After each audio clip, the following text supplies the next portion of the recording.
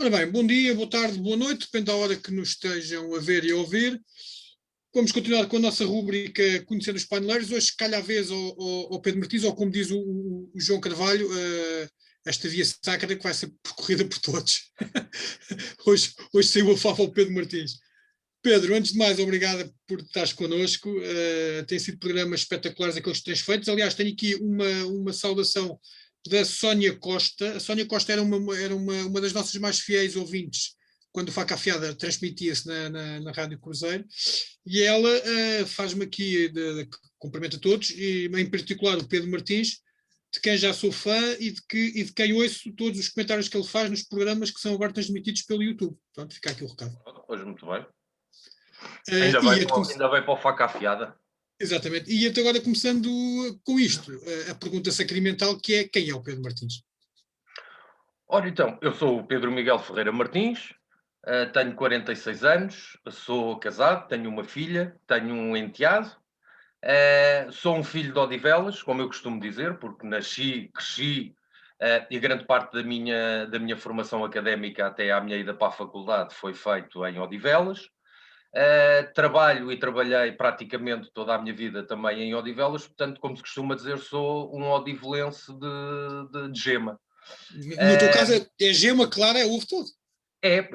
Quer dizer, só não nasci literalmente em Odivelas, porque eu fui nascer ao Concelho de Lisboa, na maternidade da Ordem Terceira, mas de resto, toda a minha vida, toda a minha infância, toda a minha adolescência, foi feita em Odivelas, nomeadamente no bairro das Patameiras, que é o meu bairro originário, na Rua Santa Joana Princesa, onde também, de bairro das Patameiras, onde também fiz o meu primeiro ciclo, numa escola que hoje já não existe, que era a Escola Primária das Patameiras, que para quem não conhecia, é onde é hoje todo aquele largo à frente da sede do Clube Atlético das Patameiras, que é hoje um jardim com um parque infantil, mas que durante muito tempo foi uma das escolas das Patameiras, juntamente com a que é hoje a Escola Rainha Santa. Aí fiz o meu primeiro ciclo, portanto, da primeira à antiga a quarta classe. Depois fui para a escola preparatória, o meu ensino preparatório foi na Escola dos Pombais, que ainda hoje existe, que é hoje a Escola Básica Dom Dinis. Depois, não tendo entrado na escola secundária de Odivelas, e na antiga, que se chamava a antiga Escola da Arroja, que é hoje a António Gedeão, ainda fui para Loures, depois de sair da Escola dos Pombais, porque a escola que me estava indicada era a Escola Secundária Pedro Alexandrino, mas ainda estava em construção, e portanto é um dos louros que eu tenho na minha vida, ou no meu percurso académico, foi ter ido inaugurar a Escola Pedro Alexandrino, a Escola Secundária Pedro Alexandrino, que na altura ainda tinha basicamente 1 ou 2 blocos, e todo o resto da escola estava ainda em construção. Portanto, para quem conhece hoje a Pedro Alexandrino, tem uma noção da dimensão da escola, mas naquela altura eram 2 blocos. Eu fui para lá no ano a seguir, portanto, mas ainda estava em obras, portanto. Pronto, e portanto foi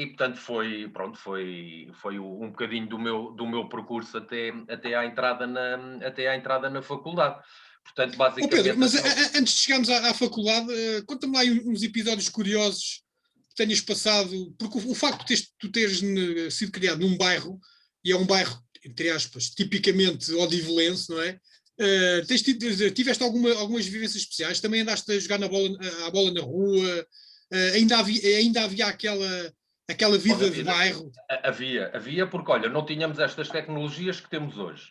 E portanto o nosso dia-a-dia, eu lembro-me que naquela altura foi quando começaram a aparecer os primeiros computadores. Quer dizer, eu não sei se aquilo se podia considerar um computador, que eram o ZX Spectrum e o Commodore Amiga. Exatamente. E, portanto, mas até aparecer que tinha aquela frase curiosa do tape loading error, que era quando os jogos estavam a carregar e a mãe entrava no quarto e a gente dizia: tu nem respires, porque senão o jogo já não vai entrar. Mas até o aparecimento do ZX Spectrum, e mesmo assim era uma utilização destas novas tecnologias muito diferente do que é hoje, porque nós juntávamos-nos todos em casa de alguém e, portanto, havia todo um convívio que continuava a ser promovido, ao contrário de hoje, que é tudo muito mais individualizado, e nós acabávamos por jogar, não cada um em sua casa, mas jogávamos todos na casa de alguém. Ou na minha, ou na casa do Helder, ou na casa do Jorge, e portanto acabávamos por passar dias inteiros, ou tardes e manhãs inteiras a jogar, mas sempre em pleno convívio, muitas vezes para o terror dos pais que quando chegavam a casa dos seus empregos, viam autênticas quase Ficamos aqui um bocado manifestações sem. nos quartos dos filhos. Mas é como dizes, grande parte da minha infância e grande parte da minha adolescência foi passado também num equipamento, olha, que infelizmente hoje não existe, e que não existe não só no bairro das Patameiras, como não existe de forma generalizada, que eram os ringues. E, portanto, eu passei muito da minha infância a jogar a bola no ringue das Patameiras, pronto, que hoje já não existe, que tem também lá um pequeno jardim, mas onde se juntavam dezenas e dezenas de miúdos para jogar a bola e pronto, e para fazer também outras atividades, e fazíamos muitas atividades de rua. Eu acho que nisso nós éramos muito, muito imaginativos. Jogávamos ao Guelas, jogávamos ao jogo do ferrinho, jogávamos à cirumba. Eu lembro-me de ver a rua da minha mãe, e agora com alguma saudade às vezes, quando lá vou a casa e vou à janela, lembro-me de toda aquela estrada pintada com pistas, ou de carrinhos, ou de caricas, e portanto era como passávamos a nossa infância. E era muito passada na rua, com todas as aprendizagens que isso também nos davam, não é? Exatamente, exatamente. E E era muita uma coisa se realidade, aprende ali. e era uma realidade completamente diferente. Eu lembro-me por exemplo, de bicicleta, ir até Famões, portanto, eu quando chegava a Famões, parece que já estava, que tinha feito quilómetros e quilómetros e quilómetros. Portanto, o mundo parecia muito maior do que é hoje. E nós hoje, em 2 minutos, estamos em Famões, e na altura, bem, também o próprio território era diferente. Portanto, eu ainda me lembro de ir ao centro de Odivelas, onde tinha que passar percursos em terra, e portanto em que me enlameava todo. Portanto, era uma realidade diferente, a freguesia evoluiu, o território evoluiu, e portanto parece que não, mas já lá vão cerca de quase 30 anos atrás. Portanto, 30 e anos. passados 30 anos, aliás, esta entrevista começa-me a transmitir a ideia que eu de facto já não vou para novo. Eu não sei se isso é bom, David, mas é verdade, estamos a falar de coisas que já se passaram há Olha, mas praticamente 30 anos. nessa altura eras novo, portanto fazes o teu percurso aí também até ao 12º. Chegas ao 12º, tens que fazer opções, né? Tu vais entrar na universidade e tens que fazer opções. Essas opções foram difíceis ou tu desde muito pequeno que quiseste seguir a área que vais dizer qual é, assim logo muito cedo, ou foi assim uma escolha à última hora? Olha, vou-te ser sincero. Eu, ao invés daquilo que se deve de fazer, quando acabamos o 12º ano, e apurarmos a área em que temos vocação, eu vou dizer que não, na verdade não tive muito essa preocupação, e que o curso e a universidade onde tirei depois a minha licenciatura acabou por ser um bocadinho ao acaso. Eu vou ser mesmo sincero, e não terei dito isto muitas vezes. Eu acabei por fazer a minha licenciatura em Ciência Política na Universidade Internacional, e devo dizer que a primeira coisa que me cativou quando eu cheguei à universidade foi a própria universidade. Porque acho que nem todos têm a possibilidade de fazer o seu ensino superior, o seu ensino académico, numa quinta com traços históricos, com arquitetura, com edifícios belíssimos, e eu disse, não, eu quero passar os meus próximos 4 anos aqui, porque tem de facto um ambiente muito interessante, tem de facto um ambiente fabuloso, e acabei por enverdar em ciência política, aí já por alguma queda, algum gosto pelas questões do bem comum, pelas questões da gestão pública, embora na altura fosse ainda tudo um bocadinho, ainda um pouco eu ainda não tinha grandes bases para sustentar esse meu querer, esse meu desejo, mas a verdade é que acabei por não me arrepender, e principalmente quando acabei o curso, e eu costumo dizer, um politólogo ou alguém que é licenciado em ciência política está licenciado em tudo e acaba por não estar licenciado em concreto em nada. Mas eu digo que está licenciado em tudo porque foi um curso muito transversal, em que as cadeiras versavam várias e muitas matérias, e que nos deu uma série de luzes sobre diversas áreas, desde as relações internacionais, às ciências do Estado, aos funcionários públicos internacionais, ao direito, à economia, e, portanto, deu-nos assim uma abrangência grande do que era a realidade, do que era a sociedade. Ou seja, também...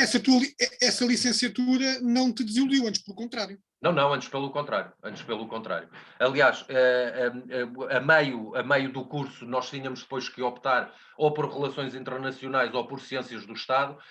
Eu optei na altura pela vertente das relações internacionais, e só tive pena, embora eu tivesse esse propósito, porque na verdade depois era possível, era depois de tirar a vertente de relações internacionais, tirar também ciências do Estado, e assim ficava com uma amplitude maior a nível de formação.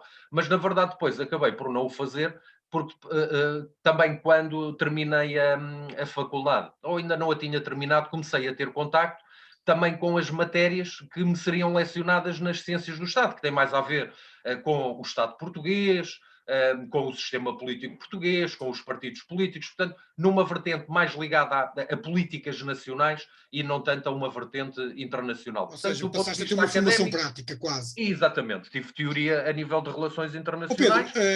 é nesta altura da faculdade que o movimento associativo entra em ti. Tu és uma pessoa muito ligada também ao movimento associativo e tudo começou aqui também pela universidade, certo? E não podia deixar de ser com os alunos que estavam em ciência política, portanto, toda a associação académica, tirando um elemento que me recordo, que era do curso de Direito, e um de Gestão Bancária, ao que me lembro, depois todo o elenco diretivo da associação académica era de facto de ciência política, o que de alguma forma tinha sentido. E sim, abarquei, foi o meu primeiro contacto com o associativismo, neste caso o associativismo académico foi na Universidade Internacional. Fui vice-presidente da Associação Académica, portanto, durante todo o percurso, portanto, durante os 4 anos em que durou a licenciatura e em que eu estive na universidade, sim. Entretanto, enquanto estás na faculdade, provavelmente, tal como muitos jovens o fizeram, também andas a arranjar uns trocos naqueles empregos de estudantes, não é? Opa, A fazer uns pescadozinhos. Pois, isso até aconteceu antes, porque eu tive 2 12º anos. Portanto, tive um 12º ano, o meu primeiro 12º ano, onde recordo tinha geografia, história e matemática. E, entretanto, ainda ao primeiro período não tinha terminado e eu e a minha professora de matemática achámos que era interessante chegarmos a um acordo em que a professora não me marcava faltas, e eu não ia às aulas com a mais-valia de eu não prejudicar as aulas de matemática. E, portanto, fiz Geografia e História naquele primeiro ano, e, entretanto, fiquei com a matemática por fazer. Como não gosto de cometer o mesmo erro 2 vezes, no ano letivo seguinte, inscrevi-me em Filosofia. Mas para o meu pai, para o Sr. Cândido, nunca olhou com bons olhos de ter um adolescente praticamente a chegar a adulto em casa, em que iria passar um ano letivo a fazer unicamente uma disciplina, que na altura eu depois optei por Filosofia, e fui fazer Filosofia à noite, portanto já em período pós-laboral, na Escola Secundária de Odivelas. Isto para o meu pai fez um bocadinho de confusão. E, portanto, ele disse, olha, se calhar está na altura de começares a fazer à vida, uma vez que tens o dia inteiro livre, e, portanto, em vez de andares aí a fazer não sabe muito bem o quê, se calhar era uma boa ideia, já que estás a estudar à noite e ires trabalhar de dia. E então o meu primeiro emprego foi no que é hoje o Pingo Doce, em Loures, que na altura era o modelo, e em que eles estavam a necessitar de repositores, portanto, para meter os produtos nas prateleiras, e pronto, e lá fui eu, o bom do Pedro, às 6 da manhã, levantado durante esse ano letivo, levantava-se às 6 da manhã, lá ia direitinho a Loures, porque tinha que entrar às 7, de maneira a que quando a loja abrisse, todas as prateleiras da área que me estava reservada estivessem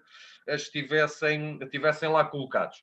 Depois, entretanto, trabalhei ainda num quiosque, e aqui é uma coisa, num quiosque de venda de jornais, no Campo Pequeno, ao pé da sede da Caixa Geral de Depósitos.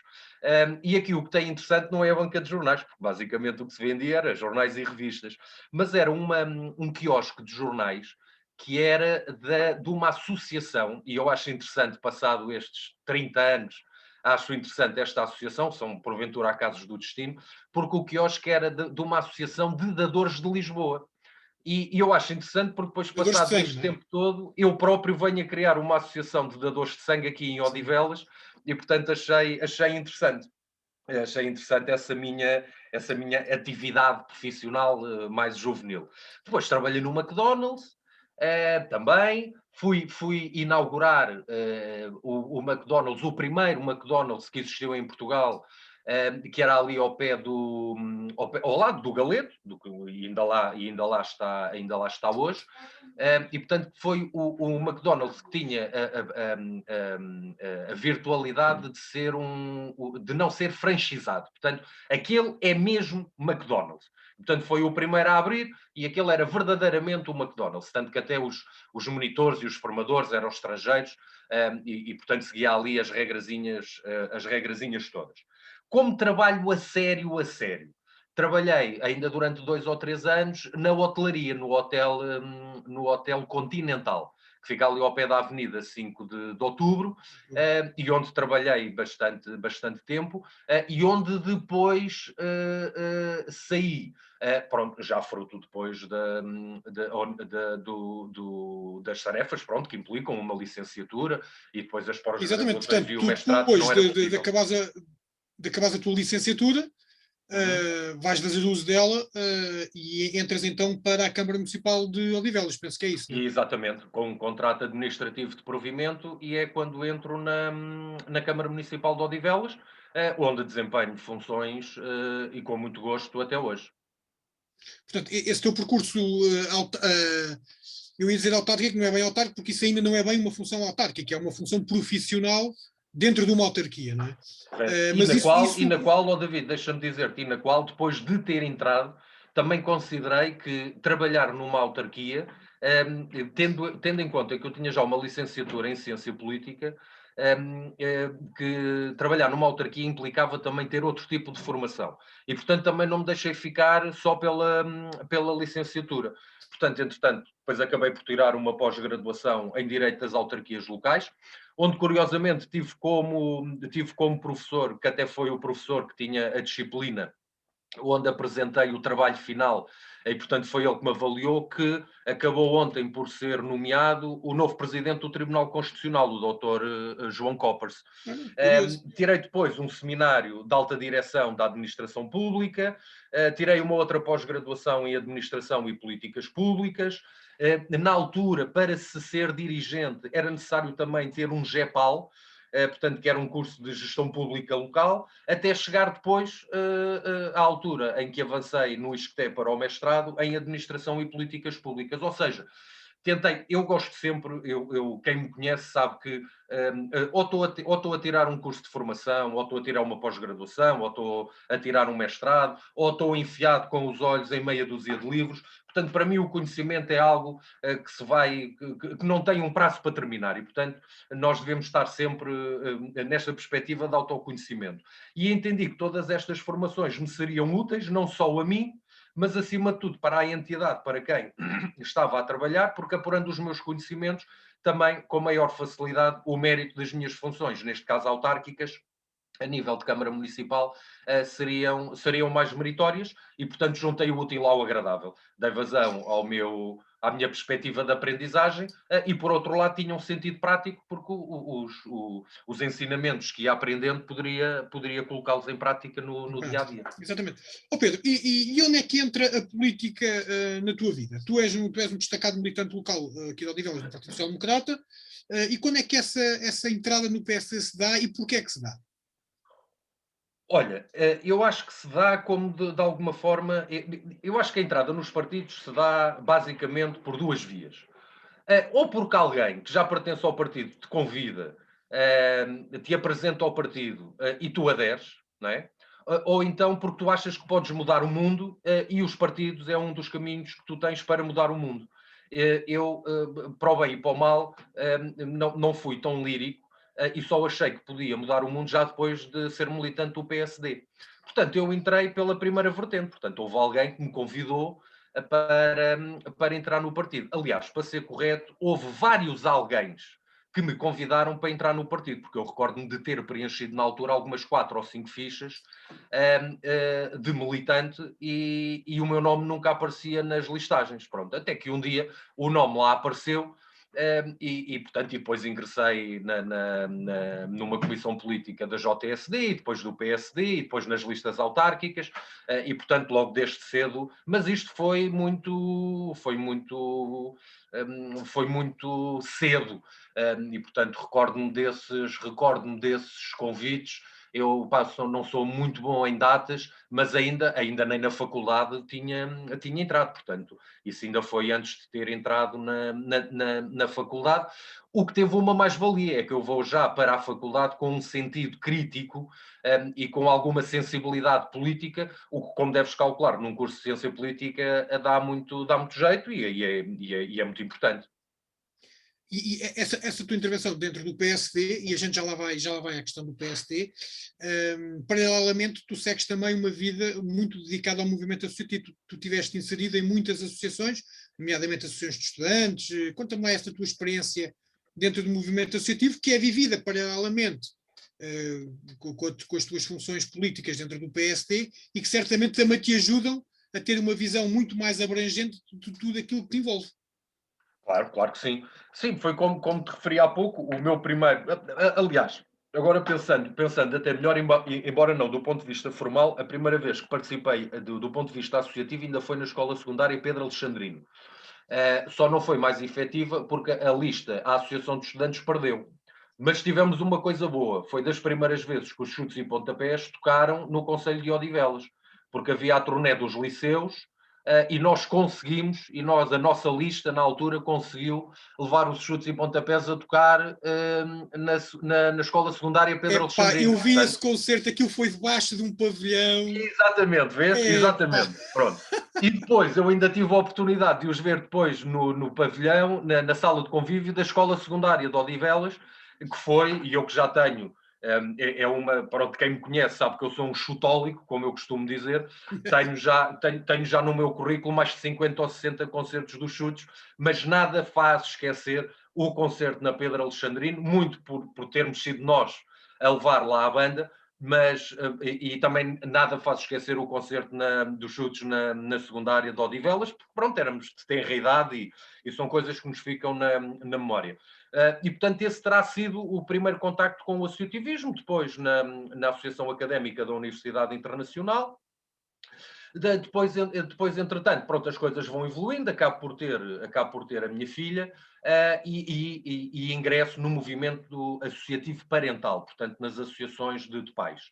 E, portanto, em todas as escolas que a minha filha andou, que também, felizmente, não foram muitas, mas que era do primeiro ciclo, quer depois a do segundo e do terceiro ciclo, eu participei sempre nas associações de pais, porque me parece interessante esta participação individual de cada um de nós, neste caso não só na vida escolar dos filhos, mas a partir do momento em que também entras numa associação de pais, não estás lá por causa da vida escolar do teu filho, mas toda a comunidade educativa, todos aqueles alunos de alguma forma passam a ser teus filhos também, porque te preocupas com todos eles e com o bem-estar na escola e com as condições que a escola tem.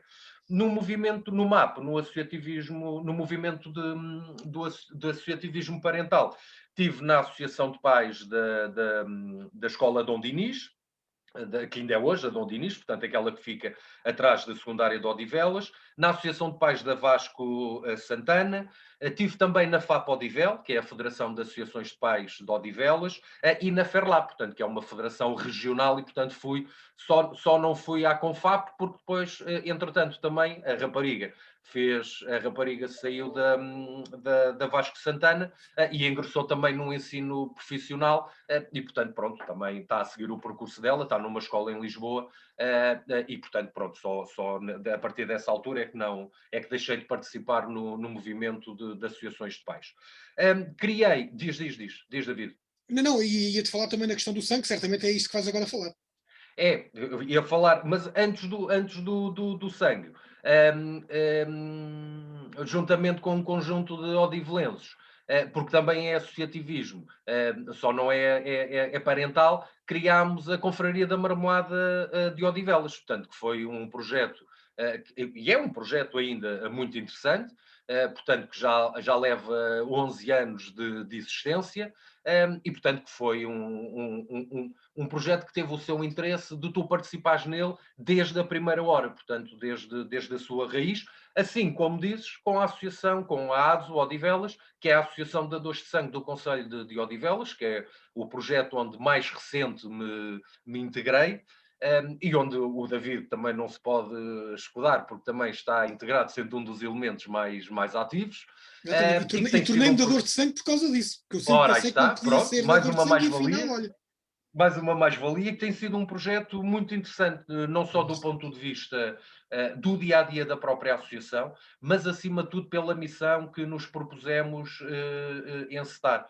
E, portanto, eu também não tinha ideia, isto foi um convite que me foi um desafio que me foi lançado por alguém que se tinha acabado de reformar da Caixa Geral de Depósitos, mas onde na Caixa Geral de Depósitos dinamizava um núcleo de dadores daquela instituição, e que entendeu, olha, por que não em Odivelas criarmos uma associação de dadores? E, portanto, vieram falar com o Pedro porque alguém disse a essa pessoa, olha, o Pedro é a pessoa para agarrar esse tipo de projeto, que é um projeto local, e eu tenho muito esta perspectiva local, não só quer do ponto de vista autárquico, quer do ponto de vista político, e eu abri o peito e disse, senhora, vamos lá a isso.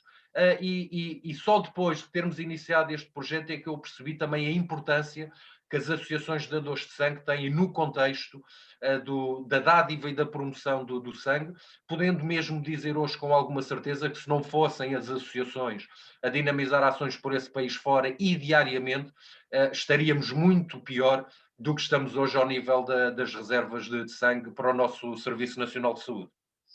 Muito bem, voltando então à questão política, que é E aquilo que. temo que do ponto de vista associativo não me fico por aqui. Pô, ainda bem, isso é bom sinal. Portanto, vamos ver. Muito bem. Voltando um bocadinho à política, tu dentro do PSD já ocupaste vários cargos a nível interno, mas sobretudo a nível autárquico já passaste, já fizeste parte de uma lista histórica do PSD que ganhou pela primeira vez a Junta de Freguesia de Odivelas, também já tiveste outras funções políticas. Fala-me dessa tua experiência política e aquilo que tu consideras mais nobre, sobretudo numa altura em que toda a gente acha que os políticos são corruptos e são ladrões e que só andam e só vivem para eles próprios. No teu caso, e tu és um bom exemplo disso, não é bem assim, não é? Tu continuas a acreditar que uma pessoa que ocupa um cargo público é mesmo para fazer o bem público. Bom, se não for para fazer o bem público, não vale a pena lá estar. Eu tenho um lema para mim próprio, que é: a política só existe porque existem pessoas e essas pessoas têm problemas para ser resolvidos. E, portanto, para mim, enquanto houver o buraco na estrada, enquanto houver a falta do equipamento, ou enquanto não houver políticas capazes, por exemplo, para os jovens ou para os mais idosos, ou o que seja, a política continua a fazer sentido. E não é por haver meia dúzia de árvores mais podres que vamos dizer que a floresta está toda podre e que não serve. E, portanto, esse foi sempre um bocadinho a minha perspectiva desde que ingressei no PSD, e também a minha intervenção dentro do PSD e nos órgãos autárquicos onde já participei, tem sempre isso como objetivo. Portanto, a política para mim tem esse sentido. E, portanto, na faculdade foi-nos transmitido que a política é a mais bela das artes, é a arte mais nobre, exatamente porque se propõe a resolver o problema das pessoas.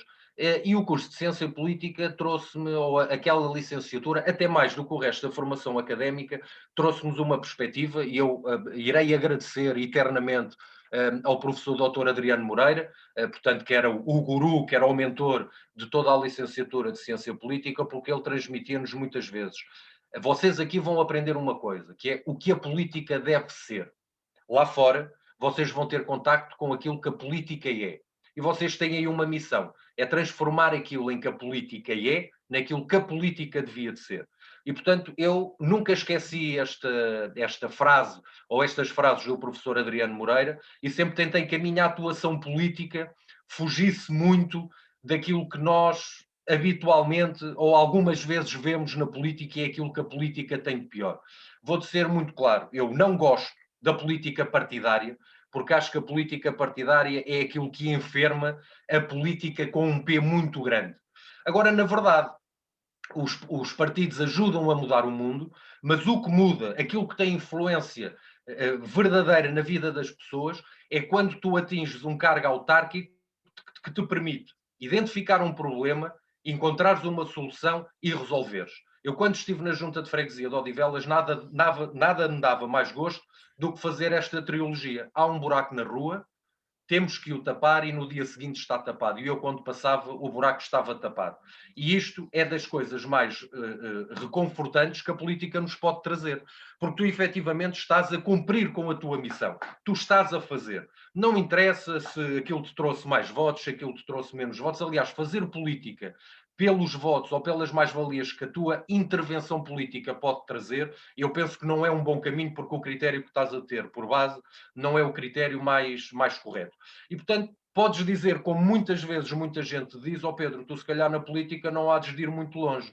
E eu disse, eu posso não ir muito longe na política, mas que durmo todos os dias com a minha consciência tranquila e que não demoro mais do que 5 minutos a adormecer, também é verdade. E, portanto, quando optar por estar na política de forma diferente, a minha primeira decisão é não estar na política, porque para mim fazer política, estar num partido político, estar numa junta de freguesia, numa assembleia municipal, numa assembleia de freguesia, o que nos permite é estar à disposição das pessoas, trabalhar para o bem público e trabalhar para uma melhor qualidade de vida daqueles que vivem no território que tu te propões gerir. E, portanto, quando assim não for, então dedico-me exclusivamente ao associativismo e então, olha, sei lá, formo um clube desportivo, onde também, ou uma outra associação qualquer, onde também, de facto, se pode fazer muito pelo bem público. Mas é a minha perspectiva política é essa. Até e muito muitas local. vezes até porque muitas vezes a política vai buscar aos dirigentes associativos aquilo que lhes falta dentro dos próprios políticos, que é a experiência no terreno. Não é? Exatamente, exatamente. E aí é culpa muito da classe política. A gente fala muito deste distanciamento entre os eleitos e os eleitores, mas a culpa não é só dos eleitores. Acima de tudo, a culpa é muito de quem está eleito, que às vezes depois, no dia a seguir à eleição, se esquece de coisas muito importantes, como estar no terreno, continuar ligado às populações, porque só assim, lá está. Se a política serve para tu resolveres problemas, tu também tens que estar perto dos problemas e perto das pessoas que os sentem, de maneira a que os possas absorver, sentir também esses problemas um pouco como teus, para que depois, de facto, então, com uma boa equipa, com um bom projeto político, com um bom planeamento, os possas resolver. Eu acho estranho aqueles políticos que estão num determinado cargo, desenvolvem um mandato durante 4 anos, passado 4 anos não houve grandes alterações, não houve grandes melhorias e voltam-se a candidatar para fazer mais 4 anos de algum marasmo e de alguma omissão. Mas pronto, cá como está o costuma dizer, eleitorado. trabalho de gabinete, né? Trabalho de gabinete. Mas pronto, o eleitorado também tem que saber identificar e também tem que saber fazer essa triagem. Pedro, nós ontem, quando estivemos a preparar esta entrevista, tu dizias-me que se calhar não tinhas meia hora, não tinhas história para estar a meia hora à entrevista, já passou mais do que meia hora, mas há aqui Pronto, 2 pontos que eu ainda queria focar, junto os dois, que é o que é que tu prevês para o teu futuro, quais são os teus projetos e se ficou alguma coisa por dizer no meio desta conversa toda. Olha, David, para já, vou já dizer para não me esquecer, porque é uma das minhas características, embora não seja uma característica facciosa, mas eu pertenço àquele clube maior do mundo. Não sei se conheces, é aquele que veste de verde e branco. Pronto, exatamente. Eu acho que partilhamos os dois essa mais-valia, que eu acho que é uma mais-valia relevante na vida de uma pessoa, até porque também, tal como na política, também nos prepara para tudo, porque a gente saber se for, somos os maiores. Exatamente, dá-nos esperança e dá-nos muito calo, muito traquejo. Dá-nos muito traquejo. E muita cautela também. Não obstante irmos em primeiro agora, ainda falta metade de um campeonato para o conseguirmos ganhar. Agora, o que é que me falta fazer, dizias tu? David, eu vou-te dizer, olha, às vezes perguntam-me, e eu pensei que me ias perguntar isso, qual é a minha... Porque quem está nos partidos a gente pergunta sempre, tu queres fazer carreira? Qual é a tua ambição política? E a minha ambição política continua a ser a mesma que eu te disse há pouco.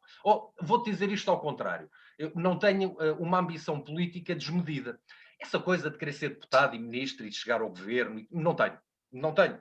Eu, se me perguntares, olha, tu preferias ser presidente de uma junta de freguesia, ou presidente de uma câmara, ou vereador, ou deputado da nação, não tenho dúvida nenhuma na escolha que faria. Prefiro muito mais a política autárquica do que a política nacional. Por muito que a política nacional tenha uma efetividade na vida das pessoas que a política autárquica não tem, até pela sua abrangência.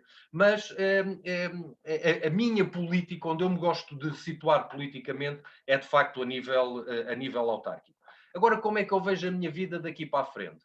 Olha, quero ver a minha vida daqui para a frente calma, serena, em paz, em harmonia com os meus, continuar a ver a minha filha crescer, o meu enteado também, continuar ou salvaguardar cada vez mais aqueles que nos estão próximos, aproveitar o tempo que ainda tiver com os meus velhotes, porque eles também não duram sempre, e do ponto de vista pessoal, eu acho que nunca me sentirei feliz, sendo que a felicidade é aquilo que é para cada um e cada um entende-a de forma distinta, mas nunca me sentirei feliz, como eu costumo dizer, trabalhando das 9 às 5h30, vestindo um fato de treino, ir fazendo umas caminhadas e ver a bola ao final do dia. Não me sentirei feliz assim. Portanto, eu estarei sempre a fazer alguma coisa, por muito velhinho que esteja, eu tentarei sempre colaborar, participar e sentir-me útil naquilo que é o bem coletivo. Começo também, fruto de algumas leituras, fruto de algumas conversas, também de algumas pessoas que tu vais conhecendo ao longo do tempo, algumas referências que tu também vais ganhando, começo também a entrar num percurso de autoconhecimento permanente. Eu acho que é essencial que as pessoas, principalmente a partir de uma certa idade, se conheçam a si, não tenham medo de se conhecer e, acima de tudo, não tenham medo de identificar as suas fragilidades e os seus defeitos, porque só assim é que também lentamente os conseguimos melhorar. Nós devemos estar mesmo a terminar, e tu perguntaste-me se havia ainda alguma coisa que não foi dita e que deveria ter sido dita. E eu vou, claro, com a pergunta que me fizeste. O que é que eu quero fazer daqui para a frente? Quero, pelo menos, ser um pouco daquilo que eu revejo no meu pai.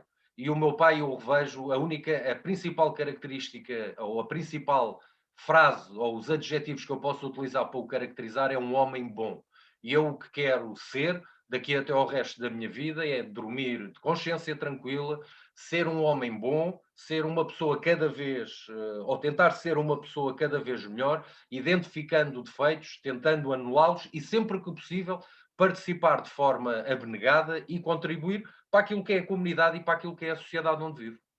Muito bem, e ficamos então por aqui. Já temos quase 40 minutos de conversa, 35, Pronto. 37, para aí por essas voltas. Pedro, foi um prazer e, conhecendo-te pessoalmente já há algum tempo, da minha mais humilde opinião, tu já és um homem bom. Grande abraço, Pedro. David, isso é um exagero teu, mas vou-te retribuir, porque também recentemente participo neste programa com a faca bem afiada, que eu já tinha ouvido alguns programas antes, mas dar-te também os parabéns por o manteres durante tanto tempo e, acima de tudo, não tanto nestas entrevistas, mas nos debates que proporcionas, obrigar as pessoas a fazer uma coisa que a nossa comunidade e a nossa sociedade hoje está em déficit, que é refletir sobre os problemas do dia a dia, refletir sobre as questões políticas e meter as pessoas a debater com ideias diferentes sobre elas. Já lá vai o tempo das tertúlias e tanta falta que essas tertúlias fazem. E obrigado, David, também pela colaboração na Associação de Dadores de Sangue, mas também por nunca teres deixado de cair este programa e este fórum de discussão e debate que proporcionas. Senhora, está feito então. Para a próxima há de ser outro, ainda não sei bem quem, mas pronto, há de alguém vir também fazer esta via sacra. Pedro, mais uma vez, obrigadão e vemos hoje, porque hoje vai haver uma ação de doação de sangue. Aliás, quando as pessoas estiverem a ver isto, está a acabar a nossa ação de doação de sangue no Olival Baixo, mas outras haverá, e para quem estiver interessado, Facebook da ADSO, está lá tudo. Muito bem, é isso mesmo. Obrigado, David.